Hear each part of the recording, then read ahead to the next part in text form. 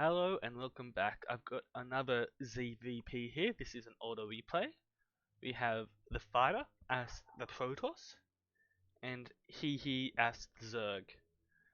Now, if you were curious about the MMR of the last game, it was 2.7k MMR. That was the game where both Terrans proxied each other.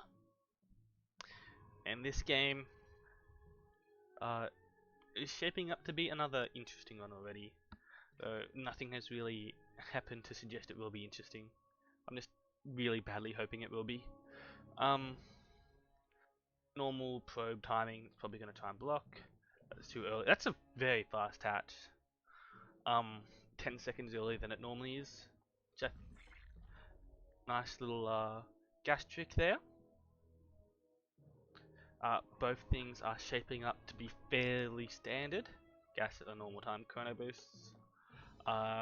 Both players are looking to be playing a macro game.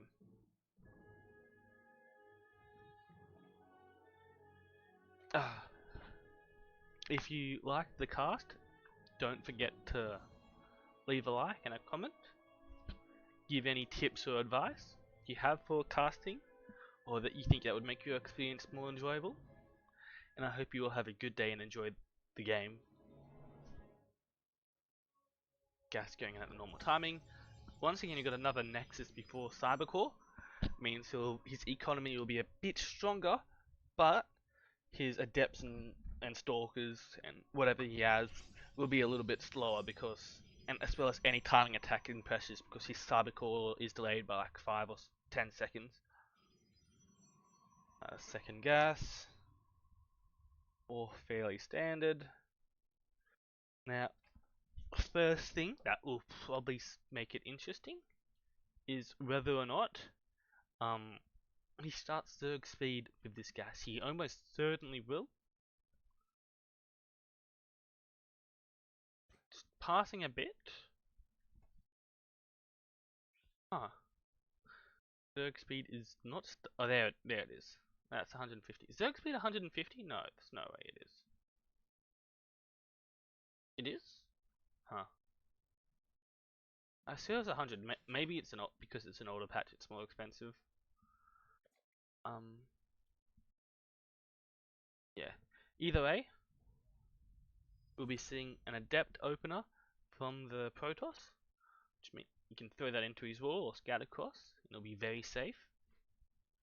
As well as a Stargate, which means we're probably going to see an adept oracle opener from the Protoss. The adepts can snipe drones and they drag the queens out of their position.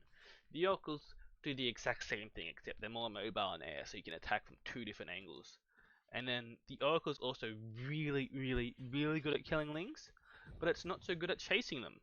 And so, what it's really good at is defending a third base from Zerglings, despite the fact you might not have that much army, and it sort of allows you to take a third base faster than you normally should be able to if you're doing lings. The lings do get a scout into the main of the Protoss, and drags a lot of mining time, and also kills a worker. So that's pretty good, very good start, very strong start for He. Still only a single gas, but he's still got 3 workers on the gas, which suggests he might be, and he's going lair, or probably a lair. I don't really know what that is.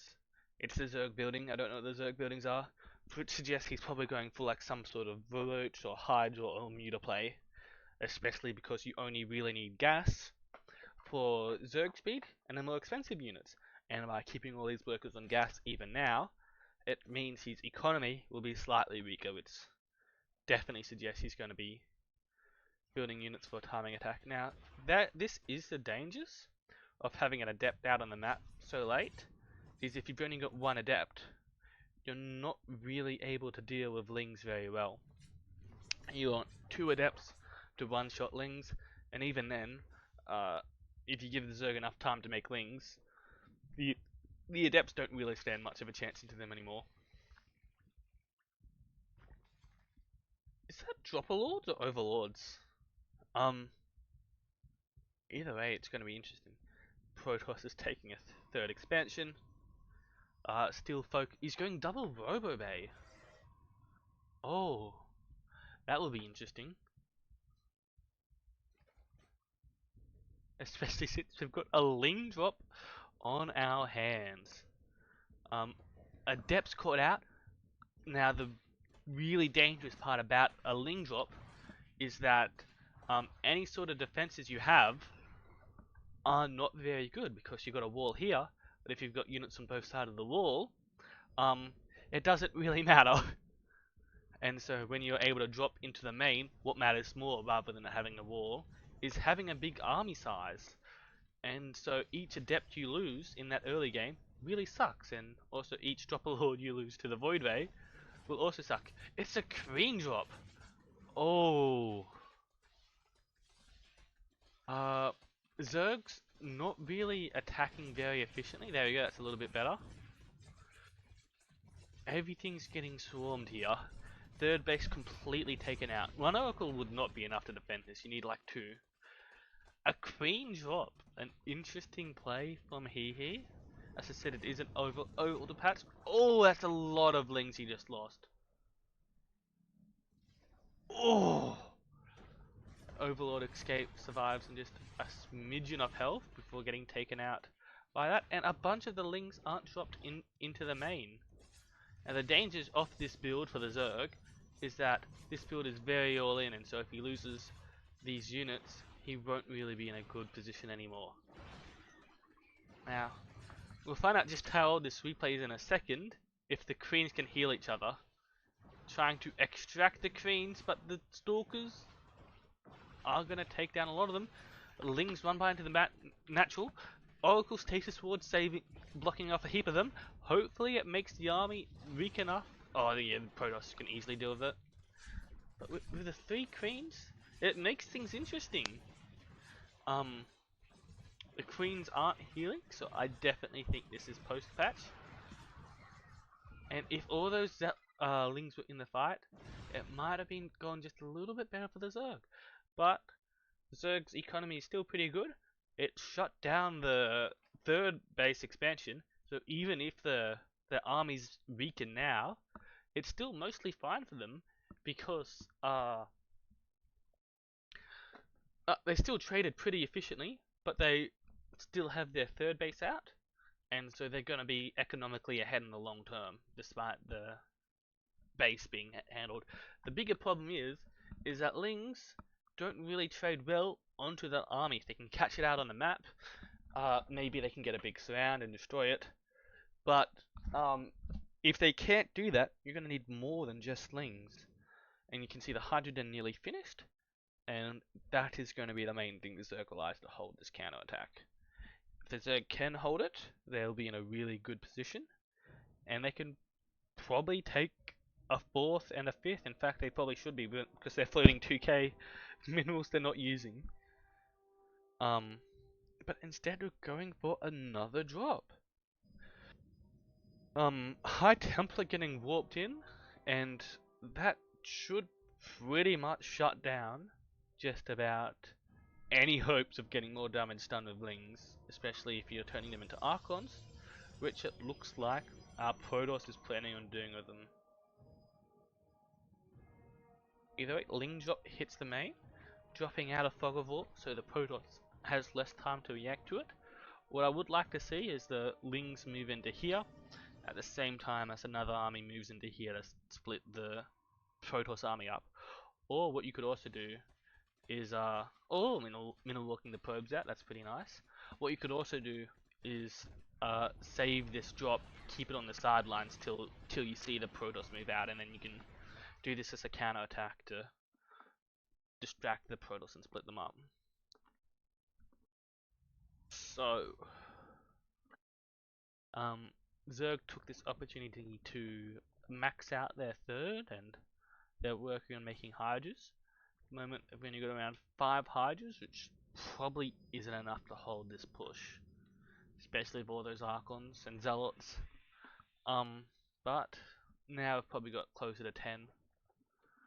And we've got a Lurker Den on the way. Now, if you have 10 Lurkers, this army stands very little chance, because especially if you're pushing through a choke point, lurkers have an AoE attack, and they're very, very, very effective at destroying ground units. The Protoss army really can't move into a big pile of lurkers unless you've got it works if you can surround the lurkers, catch them out before they burrow. Then the lurker spines aren't nearly as concentrated, and you're able to melt your way through them.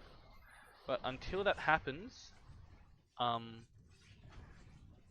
lurkers aren't very good. Now the lurker den's going to finish too late for this fight. Archons melting their way through links, while the Hydras and Queens pepper them out and scare them away. We have 42 links on the way and Storm getting started. Storm won't have much of any impact because it doesn't look like he has many High Templars at the moment, and that's really bad because you need to give your High Templars time to build up energy. So Storm might not be very useful here for a short period of time. Overlord into the main scout, that's what's going on. It would have been really nice to see Lings A move straight at them. Not a terrible play. Queens and Hydras focusing at range, slowly taking out those Archons and Zealots and Stalkers. Tanky Queen heals going down, making them much more tanky while the Hydras can do the damage. And it looks like he's successfully scared the Protoss army back. Now, once again, the Protoss have started taking the third, so you really, really, really should be one base ahead of the Protoss as a Zerg, especially since your economy is so much stronger. Now, that's a lot of Banelings. 10 Banelings have been, make the 10 Banelings and 10 Lurkers. Those are not even, have been merged. That will be an interesting army. You're planning on either busting your way through a weak link, like not really any obvious weak points here, or I'm just trying to ram into an army and do as much damage as possible. Now, Banelings don't really trade very effectively into Stalkers, but there is no blink upgrade, so it might be a little bit better. Especially Stalkers are big, bulky, and they have a lot of health. Zealots, I think, take bonus damage from Banelings, and they can clump up more and tend to charge actively onto the Banelings rather than merge and die to them or whatever. Flanks are happening. Both armies moving in one big group, but it's allowed because the armies are a lot smaller. It would be nice to see those lurkers burrow faster. There we go. Oh, Storms absolutely obliterate those Banelings. But the Archons are in position, and the Lurkers are in position, and it's very hard to break a Lurker position. As you can see, they take a lot of damage from like a second of being in that fight. And those High Templars also take a lot of damage. It's really, really, really hard for a Protoss to fight into this. And we see more Queens dropped. Now, obviously, without that creep generated from the Overlord, it's not very useful. We're seeing a Lurker drop happening now. Oh, the Protoss has to move their way through the main, and this is the part which really sucks. Since they've got a wall, their units are forced into a choke point, which means they move really slowly, and it makes the Protoss army really bad at defending against drops and stuff, especially against Zerg. High Templars using their feedbacks on the Queens to remove all their energy, and a storm goes down, dealing with this drop. But the army's back to hitting the second. They're just hitting different spots and different spots, and the Protoss slow-moving army too slow to rotate, so he's just taking damage and damage, and he's lost his third. And a bunch of Overlords in the main doing nothing. Another fight started, Banelings rolling in, hitting nothing. Hydras tearing their way through. Big storms. One or two Hydras go down. Lurkers hitting, they're exposed to the Protoss army, but the Protoss army, the Zerg moves back. Storms throwing the Hydras away again. Lurkers moving back, and the Protoss has held. Now, I really, really, really would like to see an expansion from the Zerg, but it seems he's committed to the idea of breaking through the Protoss army rather than letting this go to the Mako game. He's scared of dealing with even more storms, of dealing with powerful Protoss air units, of dealing with more Archons, and so he wants to try and knock the Protoss out of the game early. But the Protoss with some very nice holds. Now, you've got no workers. Come on, you need a fourth. You're floating. You've got 900 minerals. You can spare it. The protoss is not able to attack. There we go. Now we're finally starting on their third. And moving up, the armies are going to miss each other. The Protoss army is out of position chasing that Overlord. But doesn't look like it's going to matter too much. Now, this massive hole in the Protoss wall really sucks, because it means that it's very easy for a horde of Lings to just run through here and then forcibly pull the Protoss army back. And so you can see him actually starting to split his army up a little bit, or maybe it's just a misclick, I don't know. Either way, the random lurker getting caught out, recall used. Well, a bunch more lurkers being warped in. How many is that? Like 6? Plus however many's here. Well, that's like 10 lurkers. Burrowing. Protoss pushes down here, they'll be pushing through a choke and they'll take massive damage. Those Archons are very tanky with 360 health, but it doesn't matter if all of them take 360 damage at once. Big storms going down, melting through the Hydras, and like doesn't matter when there's just so many storms killing everything. Lurkers starting to punch their way through. All the High Templars died to the Lurker spines, and so, like as you can see, one Lurker by itself barely able to kill a Stalker, but you get a group of them and they kill 3 Stalkers at once, each volley instead of 1 Stalker in 3 volleys. Yeah, Protoss losing a lot of gas when they lose all those Archons and High Templars. They've got a few more, but not a lot. And they've got really, really low bank. I mean, the Zerg has not saturated their 4th yet. Workers are split pretty well between all their bases, but they're gearing up for another attack. They've still got a lot of lurkers.